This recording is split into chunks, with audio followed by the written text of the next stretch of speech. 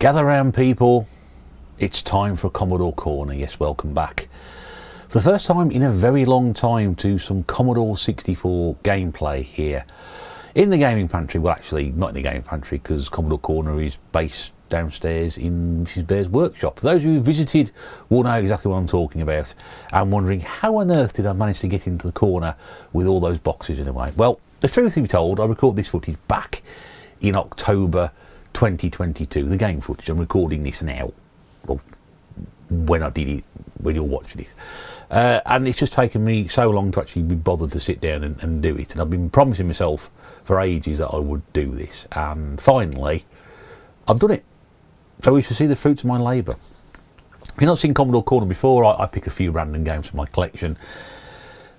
Play some of these games more likely than most for the first time, and more likely than most what you're seeing is probably about as good as I've got for about 30 minutes of playing the game. There are other episodes, 9 other episodes. This is episode 10. The series has been running for a couple of years, gives you an idea of how committed I am to it. But more importantly, it's a new video and there's some different things on it. And today we're going to be playing some games from the Encore budget label, and that was the budget label for Elite and Associates. I'm not quite sure if, like other budget labels like Kicks and Hit Squad and whatever, they incorporated 2 or 3 producer games. For example, I know on the Hit Squad a lot of Activision games came out. US Gold used Palace Software and other people, and other factions were incorporated. I think Encore was primarily for Elite games only, and when I say Elite I mean games made by Elite, not actually Elitely, and we will see what we've got here. So you've seen the title card, so you probably know what they are, but I'll show you what they are anyway. Firstly, it is Bermjack. The Berm, yes, Bermjack. Apologies for the glare, but there we go, that's a bit better. Bermjack. Now, all the footage you're about to see is off of original hardware and software. When I do the Commodore Corner stuff, I don't emulate. I like to use the proper stuff, because one, I like to see if it works after all these years, with hilarious consequences. And 2, I just prefer to do it that way. There are easier ways of doing it. I've got a C64 Mini, I could flash it and put all the ROMs on it, but no, I want to do it properly. I like to do it this way, and it's more fun. Secondly up is Bermjack 2, which I'm pretty sure, and I may say that during the commentary, I know it because I just recorded it. It didn't actually have an arcade game, it was simply a straight to a home system sequel, I'm pretty sure, but there was a Bombjack 3 as well. Boogie Boy, which I'm pretty sure most people will remember from the arcades. One which I think most people will remember anyway. This is Ghosts and Goblins. Oh my god, Retro Bear's playing Ghosts and Goblins. Yes, I am, or I did. More about that shortly. And finally, probably a bit of a strange one, Live and Let Die. The computer game, James Bond 007. I've played James Bond on this channel before. I played Quantum of Solace on the 360. You're very welcome to go and have a look at that as well. Now, no particular reason for selecting these 5 games other than the fact they're from one particular label. They're not games I know particularly well. Bombjack, the original, I've played before. Boogie Boy I played, but primarily on a Commodore 64. I've briefly played Ghosts and Goblins, but I never played Bombjack 2 or Live and Let Die. So, in time-honoured tradition, let us see how I got on. I know you're all dying to see what Ghosts and Goblins turned out to be like, aren't you? Yes, well, you'll see, you'll see, you'll see. Right then, let's get this show on the road with Bombjack. Yeah, a lot of people love Bombjack. Probably more the arcade game than the home game, but it was a game which was around an awful lot when I was younger. And the idea, very, very simply, is you go around collecting the bombs while avoiding the enemies. Now, the idea is the bombs should flash, and you should pick them up in order to maximise bonus scores and things like that. So as you can see, I've completely disobeyed that and just going around in my own indomitable fashion, I'm going to get absolutely nowhere and probably die very, very quickly. There are a couple of power-ups which you can get. As you can see, I've picked one up there, which turns all the enemies into smiley faces. There are another one as well, I think, which is a bonus score.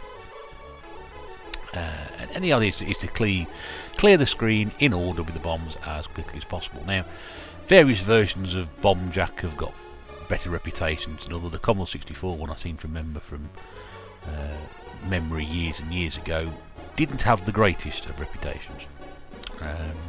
I don't think, it is what it is. I don't think it makes much use of the Commodore 64's graphics. You can see there the backdrop, not particularly easy to see where you're meant to be going. And you obviously see as we go towards, I presume this is Greece. We've had Egypt with the Sphinx. I'm guessing this is Greece somewhere. You can see where the bombs are there. There appears to be some sort of like graphical issue around the top of the bombs going blue. But it seems to be a very average conversion of a fairly decent game. It's like I said, some people really do enjoy. I've never really been a huge fan of Bomb Jack. I must be crazy, I'm guessing, compared to what some people think about it. But I just don't know. I just don't get the appeal of it. Didn't really sort of strike me as a great game back then, but it has its fans, which is the main thing. Now this is the Encore re-release. I played this. I can't remember which compilation it was on now. I think a friend of mine had it and raved about it and said how good it was and whatever. That was the first two screens, incidentally. I did carry on playing this, and we're now on to the third screen. I'm not sure what that famous monument is meant to be behind it. Absolutely no idea. But we're on level 3 now, so I've picked up that thing that makes all the enemies turn smiley faces, which is great. I got a real opportunity and then just fell off and hit the crow. I used to hate that bloody crow. 21,640, I think it's about as good as I got on this one. So I was an ace Bomb Jacker. So then what we moved on to was the sequel, Bomb Jack 2, surprisingly enough. Imaginatively titled sequel. Now, if memory serves me correctly, this was a direct to home computer version only. I don't think it came out in the arcade. It's got a nice little tune to start with, which I may or may not have given you much of a sort of a listen to there. And yeah, it's a completely different game, and I'm not entirely sure what I'm meant to be doing. Probably not that. And the reason being, as I would have probably illustrated before this, the instructions are so difficult to read that I had absolutely no idea. So I thought, well, I'll just play around with it and see how I can get on. And I seem to have established that there appear to be some sort of what appear to be flashing pizzas, and if I jump onto them or get the dinosaurs to push me in the right direction, it would get me to the end of the level. But this is where I sort of struggled with the game now, because I'm not entirely sure what I'm meant to be doing. Whereas the original game, you are jumping from platform to platform and you have some control of it. Here at the end where I am now, just by pushing the joystick in that direction or pressing the fire button, I can't remember that long ago, just propels me towards the top of the screen. And yeah, much frustration. So let's have another go. So you can see I'm picking up these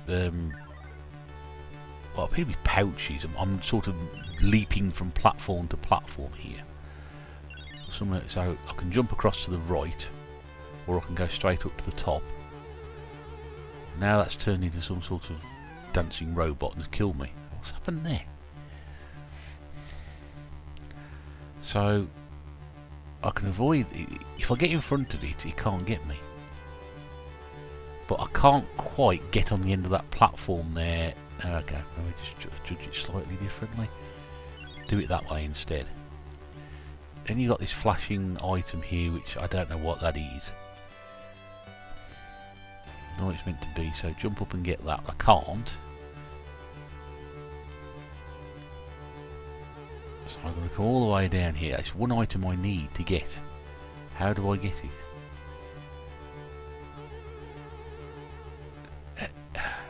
not that way. Ah, there we go. Somehow it's got to be pixel perfect. You've got to stand in the right place and the right platform to clear it. So now, obviously, that level I've just played, you're able to jump from left to right on platforms. Here, you can only go up or down. And I've died again. I'm not entirely sure why I've died. I'm not entirely sure when I'm looking at the left-hand side where the logo of the game is and those different colours there, if they've got any reflection onto what goes on. That's the problem when you play these old games. You're never quite sure what happens. So I couldn't really get on with Bomb Jack 2. I don't have Bomb Jack 3, which did come out. So we've moved on to Boogie Boy, which is one of my all-time favourite games on the Amiga, because that was when I played it the most. And it's a very, very simple game. You can see here different courses: off-road, north, east, west, south.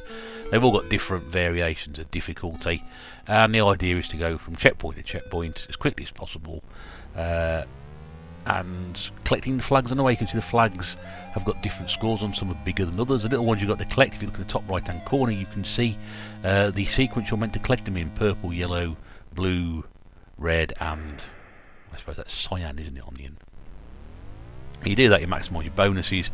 If you pick up the big gates as well, you get big scores. There's also some time gates there as well. If you collect those along the way, I think if you get all three, you get a bit of a bonus.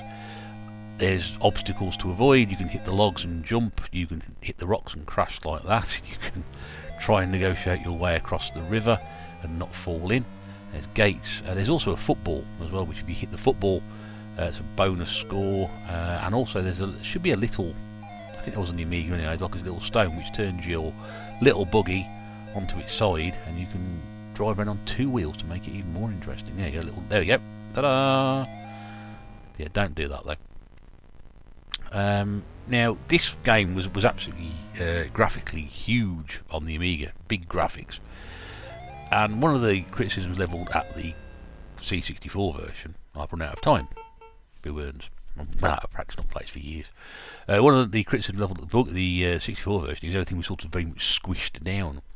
But in terms of an accurate conversion, it's probably one of the best. It's regarded as one of the best conversions of this game. And if you like racers, you don't get much better than this on the Commodore 64. It's not a machine renowned for its racing games, but this is just a lot of fun. And although I did struggle a little bit, because there's another ideas of car there. I still haven't cleared one of those there, hitting the front. I did struggle a little bit trying to get back into it. I think with a bit more practice and a bit more dedication, I would get a lot better at it. But yeah, I mean, with the Amiga version of Boogie Boy, I would load that up and plough all the way through all the courses and get round them all without too many problems, hitting all the bonuses and the extra scores, and do everything in order so I'd maximise my score. Basically, it was one of the great games. I've not played it on any other systems. I don't think I own it. Do I own any other system? May or may not. No, I don't know. But yeah, it was just a classic racing. It was one of the great arcade games back in the day. It just captured people's imagination with its giant graphics and arcade. There we've hit a checkpoint. Isn't that rather good? Two choices to gear, low and high. That's all you get. That's all you need. Just don't try and start up again when you've got the car in low gear, because it's not going to work. But yeah, it's just really, really, really great fun. Might not be much to look at now, but this was height of it. It got massively well reviewed in all the magazines. This was regarded as probably the best conversion of the lot. Oh, no much chance of getting through there, unless I plan on driving through the middle. It was regarded as the best version of the lot, and I think it still holds up today. It's a very playable game, even though I hadn't played it for years. Just by picking it up for the first time in 20 years, I'm guessing 25 years, a version of it. It sort of came back to me a little bit, and with a bit more practice, I think I could do it. So I've actually got further on this one than I did another one. I've already hit 2 checkpoints, which is good. I'm on the 3rd checkpoint. We might see the football. I can't remember if I recorded where the football was. I'm not sure what the purpose of the football is. Just to generate a bonus, I think. You didn't actually. There wasn't a goal or anything. Can we get across the water level? Yes, we can. And he said to me, I think when you play these games for years, it sort of comes back to you as to what you're meant to be doing. And I was desperately trying to think. I meant to collect the flags in order. I think also with the time gates as well, you're meant to collect those along. There's a football. There we go. Bing, straight into the distance. Not quite sure what the relevance of that is as I run into the giant tree. You got your leg. There's obviously 5 legs per course. I think you're 6. Is it 6 legs? 1, 2, 3. Yeah. So there we go. So we got through 2 legs and on to the third. Up next is Ghosts and Goblins, and this is one of those depressing times on Commodore Corner where I come up against a game that I simply am not very good at. You might argue the case that that's all of them, but I challenge anybody to try and play this game and not feel a sense of depression. I'm not entirely sure how many numbers of goes it took me to get this far. Obviously you can see I haven't improved. I've been playing this game for half an hour, 45 minutes, an hour. I don't know. I distinctly remember I was playing this while Mrs. Bear was working on something behind me, and that the language was utterly appalling. Not from her, from me. I'm sure if I could sit down and play this game properly and give it a bit more practice and keep coming back to it, I'd be a lot better at it. But I just think this game has got levels of unfairness beyond any stretch of the imagination. This is sort of the game that will make modern gamers cry and long for a game with infinite lives. I mean, this is about this is the result of playing and trying to work out where things are. Well, the fact that enemies just keep appearing from the floor. And I'm getting absolutely... I mean, my score at the moment is 2,400. The top score is 5,000. That was the score that was put on when you load the game in.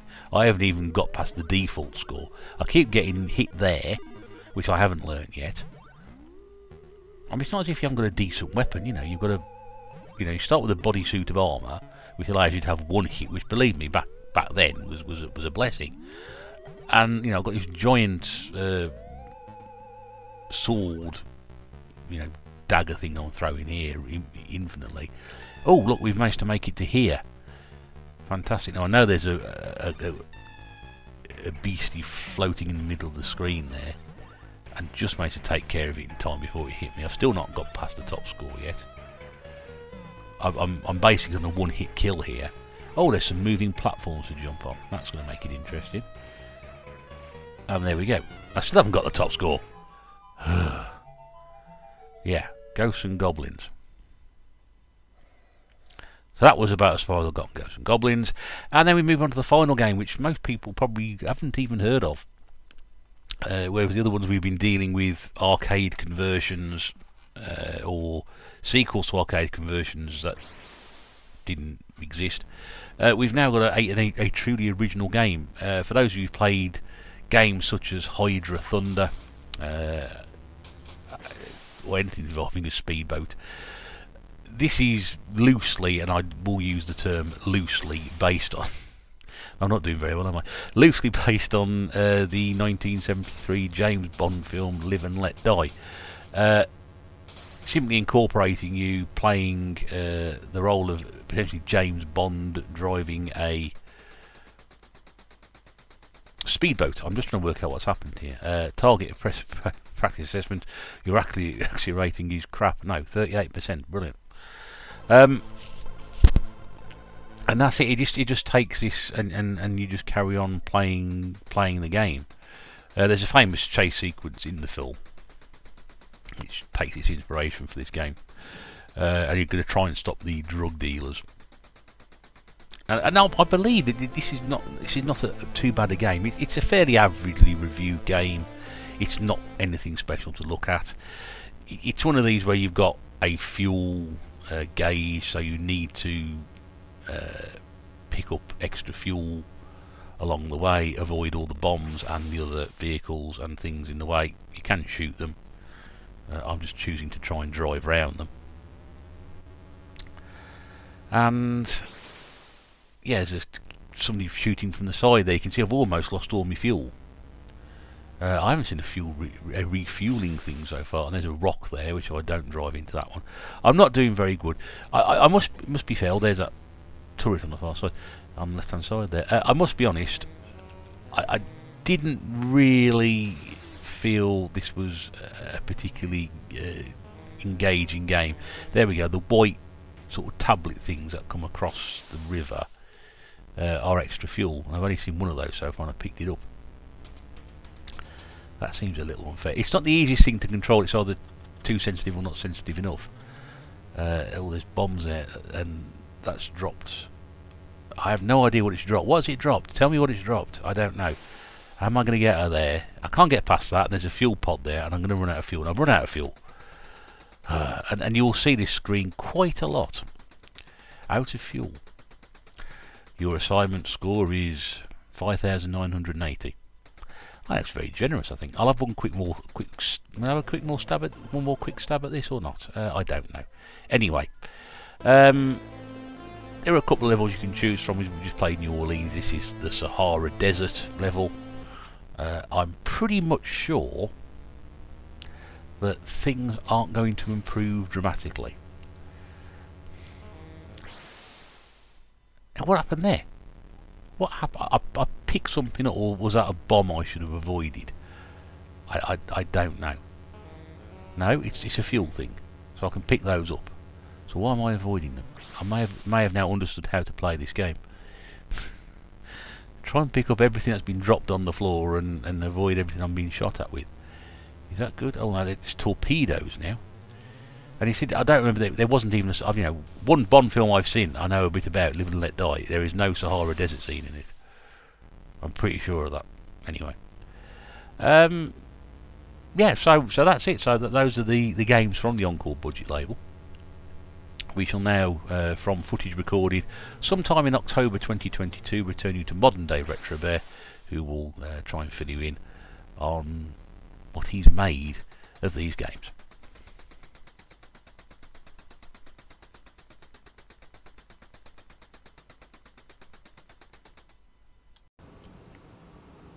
Impressed? Yeah. No, I didn't think you would be. Yeah. How do you sum this up? How do I sum this up? I don't know. A bit of a mixed bag, really, isn't it? Let's go through them one by one, very, very quickly. Bomb Jack. I know some people love this game to death. I just can't get it. I just can't understand the appeal of it. Not because I'm not very good at it, which I obviously wasn't. I managed to make it as far as level 3, and I wasn't collecting the bombs in order. But even so, I just don't know. I don't get it. Maybe I need to play the arcade version and try and appreciate it from there, mate. I don't know. Bomb Jack 2, I don't know what even going on with that. I was really disappointed with that because I really wanted to like that game. I thought, well, perhaps I'm no good at Bomb Jack 1, Bomb Jack 2 is better. But I will show you that. I will show you the problem I had very, very shortly with that. So yeah, I don't know. Bomb Jack 2. Boogie Boy, I still think holds up today as a great little racer. Okay, it's a single player game only, but it is a lot of fun. And again, the Commodore 64 has a reputation for not having particularly good 3D racers. We've played Chase HQ, we'll play Outrun at some point, I'm pretty sure of it. Both terrible. This, quite rightly, the front cover says it's Zap Gold Medal winner. Zap 64 was the big Commodore 64 magazine. I think they gave it 97% or something, and said it was nearly arcade perfect, which of course it isn't, is it? It's not arcade perfect, but given the limitations of that machine, given the high power of the arcade machine, the quality of the conversion, the gameplay, etc., top quality stuff. I'm sure you're still laughing at Ghosts and Goblins. Yeah. And finally, Live and Let Die, which, yeah, I think Live and Let Die, I think that's a very fair assessment. We'll let it live and we'll let it die at the same time. The problem I've got with these games, and I will show you, and they are all exactly the same. Now, we'll take you inside the cover. This is the problem I've got with these games. And this is not the only label I have this problem with, okay? Now, I wear glasses for a reason. That is, you can't see because it's white. Can you see that there? You can't. Ah, man. This is annoying. Not because there's no instructions on the inside. Let me try again. I have shown people this who visited. Can we see that there? Oh man, maybe if I turn one of these lights off, you can see, turn that off there. There we go. Right, can you see that there? No. That is the writing I am trying to deal with and trying to decipher the instructions. Okay. Now, I'll put that back on. There we go. You can see me again. I mean, you know, I'm wearing glasses for a reason. The closer it gets, the more blurry it gets. The further away it goes, I can't even read it. You know, I'm trying to work out what the instructions are on some of these games, and that's what I'm consulted with. That is what I'm confronted with. How are you expected to read that? I know we complain nowadays, modern gamers, about the fact that there's no manuals in games. And most of these games come with bloody tutorials now anyway, of you know, how to hold the joy controller and, you know, what's left and what's right. And the infinite lives. But that is truly ludicrously ridiculous for people when you get to my age to try and work out what the instructions are based on that. Those of you who've seen Mrs. Bear's workshop will know Mrs. Bear has a giant magnifying glass. I had to use a giant magnifying glass and a magnifying glass stuck on that even to read the bloody thing. And even then I was like, yeah, the lengths you've got to go to. So I don't know. You know, perhaps I need some new glasses, maybe something to do with that, I don't know. But yeah, anyway, there you go. I'm not sure that would have, knowing the instructions would have helped me a great deal. Maybe on Bomb Jack 2 possibly, that would certainly have been a bonus. Undoubtedly the game I got the most joy out of, which I expected to, was Boogie Boy. Definitely my favourite game of the ones I've played today. Very enjoyable. There are plenty of other games I've got in the Encore collection. Airwolf, I mean, if we like want to play Airwolf, God, I don't want to try playing that one. There are a couple of I may go back to that, but I've got other ones to do which I've recorded, and I shall bring those up first probably. I've got upcoming episodes planned on a Mastertronic trilogy, or 3 games of Mastertronic based around a certain theme. And also, for those of you who've watched a recent pickup I had from gifts I was sent, there's a game show compilation called It's TV Showtime, which I'll also be doing as well. 5 game shows, games based on game shows, with very patchy results, I must be honest with you. But that's a further video, Commodore Corners to come. Hope you've enjoyed that. If you have enjoyed it, please let me know what you think. Have you played any of those? Have you played those on other systems? How do they compare to what you've seen today? And yeah, just let me know. That'll be great. In the meantime, I will see you back once again in Commodore Corner very, very soon. Until then, this is the Retro Bear saying bye-bye for now.